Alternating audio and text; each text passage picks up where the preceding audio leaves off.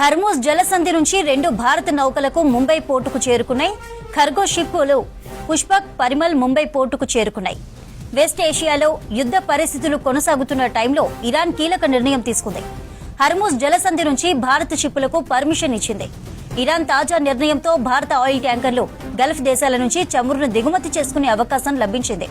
విదేశాంగ మంత్రి S Jaishankar, Iran foreign minister అరాగ్చీతో జరిపిన చర్చల తర్వాత టెహ్రాన్ తన నిర్ణయాన్ని ప్రకటించింది.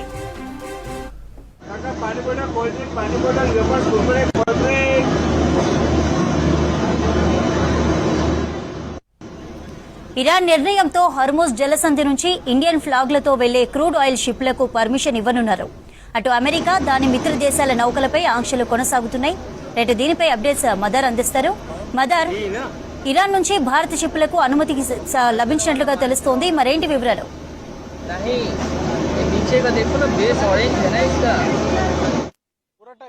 ఎందుకంటే ఎల్పీజీ కొరతతో పాటు ఇటు పెట్రోలియం సంబంధించినటువంటి ఉత్పత్తులపైన కూడా తీవ్ర ప్రభావం అనేది కూడా పడింది. దాంతో హర్మూజ్ జలసంధికి సంబంధించి మూసివేత నిర్ణయంతో భారత్ సహా ప్రపంచ దేశాలు, అరబ్ కంట్రీస్ నుంచి ముఖ్యంగా హర్మూజ్ జలసంధి నుంచి దిగుమతి చేసుకుంటున్నటువంటి అంశాలపైన పూర్తి స్థాయిలో ఇబ్బందులు అనేది కూడా తలెత్తినటువంటి పరిస్థితులు ఉన్నాయి. ఈ నేపథ్యంలోనే భారత విదేశాంగ శాఖ మంత్రి ఇటు ఇరాన్ విదేశాంగ శాఖ మంత్రితో జరిపినటువంటి చర్చలు ఫలవంతమయ్యాయి. దానిలో భాగంగానే భారత్ కు సంబంధించిన 2 వెజిల్స్ ఈ రోజు ముంబైకి చేరుకున్నాయి. మొత్తం 28 వెజిల్స్ పెర్షియన్ గల్ఫ్ రీజియన్ లో ఉన్నాయి. వాటిని ఒక్కొక్కటిగా భారత్ తీసుకొచ్చేందుకు ప్రయత్నాలు అనేది కూడా చేస్తా ఉన్నారు. అయితే దానిలో భాగంగానే ఒక కీలక నిర్ణయం ఇరాన్ ప్రకటించింది.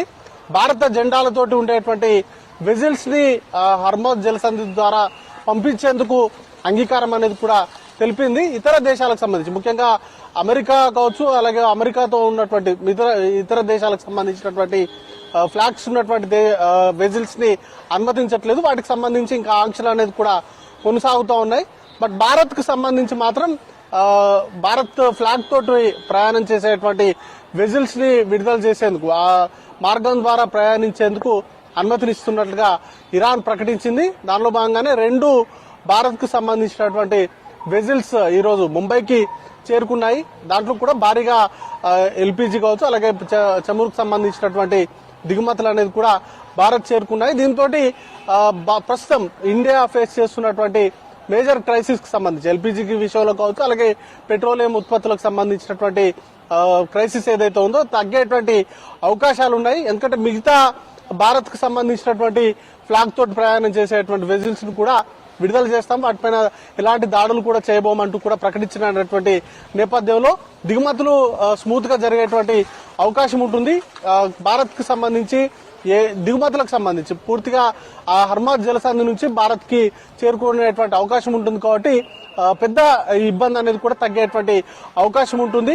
ఇక భారత్ కు సంబంధించి ఎప్పటికప్పుడు విదేశాంగ శాఖ కావచ్చు, అలాగే పెట్రోలియం సంబంధించినటువంటి మినిస్ట్రీ, దాంతో పాటు షిప్స్ కి సంబంధించినటువంటి మినిస్ట్రీ కూడా ఎప్పటికప్పుడు సిచ్యువేషన్ ని సమీక్షిస్తున్నాయి. 24 గంటలకు సంబంధించి వాటికి సంబంధించినటువంటి కంట్రోల్ రూమ్ ని ఏర్పాటు చేయడంతో పాటు భారత్ కు సంబంధించినటువంటి నౌకలు, దాంట్లో ప్రయాణం చేస్తున్నటువంటి దాంట్లో ఉన్నటువంటి సిబ్బందికి సంబంధించినటువంటి యోగక్షేమాలను ఎప్పటికప్పుడు తెలుసుకుంటున్నారు. ఇక పూర్తి స్థాయిలో అక్కడ ఉన్నటువంటి పర్షియన్ గల్ఫ్ రీజియన్ లో ఉన్నటువంటి వెజిల్స్ అన్నింటినీ కూడా భారత్ కు తీసుకొచ్చేందుకు అవసరమైనటువంటి ఏర్పాట్లను కూడా చేస్తా ఉన్నారు.